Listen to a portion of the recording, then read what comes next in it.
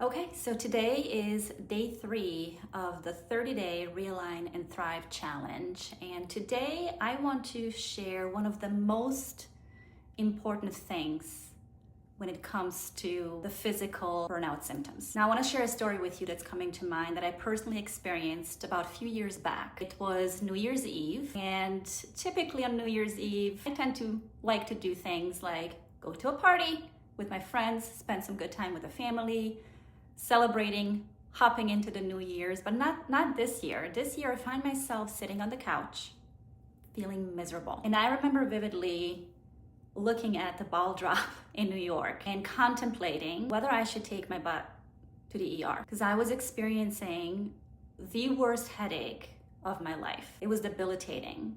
It was making me nauseous. I was feeling dizzy. The pain was like somebody took an ice pick and was like beating me over the head with it. Like, it was really intense. And I was still, even under these like really intense symptoms, I was not like, hey, let's go to the ER. I'm contemplating. I'm like weighing my options. I'm just not listening to this excruciating pain signal that my body is giving me. Anyway, I called myself an Uber. I put my daughter to bed. My husband went to bed. I didn't want to bother them, so I called an Uber to take me to the ER, where I spent most of the night. They hooked me up to all kinds of instruments, did all kinds of testing, and the final diagnosis was nothing is wrong with you. You're fine. You're not having an aneurysm. You're not having a brain tumor.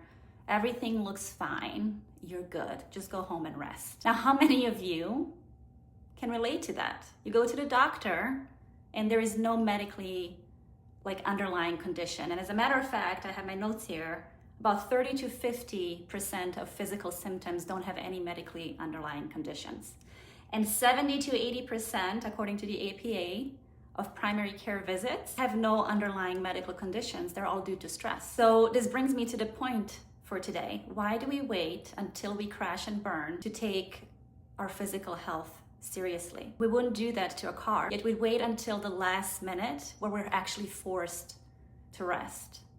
So at heart, what I'm trying to say is that, and this is the thing that I wish more people knew, is that our bodies are giving us these signals, these valuable signals for a long, long time. Now imagine waking up, having a headache, and really sitting with it, like really taking it seriously instead of thinking of it like a nuisance or wanting to numb it or push through it. You actually take yourself seriously, like, hey, what's going on?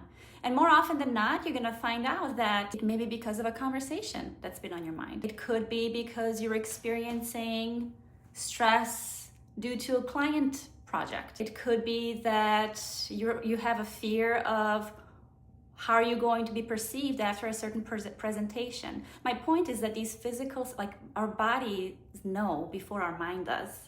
And if we don't get into the habit of starting to listen to it, it's going to force us to rest, whether you want it or not. So for day 3 of the Realign and Thrive challenge, ask yourself, like, what are these aches, these consistent pains that I have been having? What if it's a signal to something deeper versus just a physical nuisance? Y'all tomorrow.